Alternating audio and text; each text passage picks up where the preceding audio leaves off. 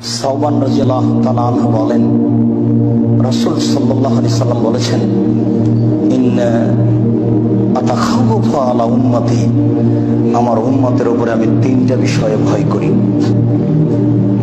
আমার উম্মতের উপরে আমি তিনটা বিষয়ে ভয় করি। এক, আইম্মাতাম মুসিল্লিন, ভ্রান্ত হুজুর। হুজুর হবেন ভ্রান্ত, এটাই আমার ভয়। এটাই আমার ভয় যে হুজুর দিয়ে শিরক চালু হবে, শিরক।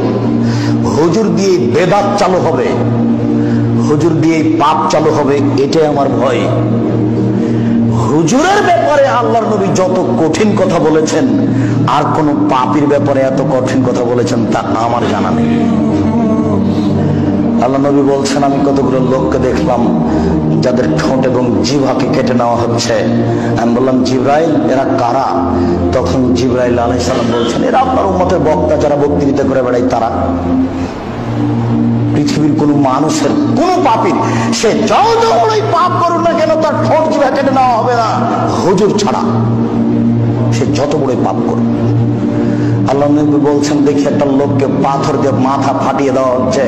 আমি বললাম, ঘটনা কি? কে? তখন জিবরাইল বলছেন, উনি হচ্ছেন হুজুর, তার মাথা ফাটিয়ে দেওয়া।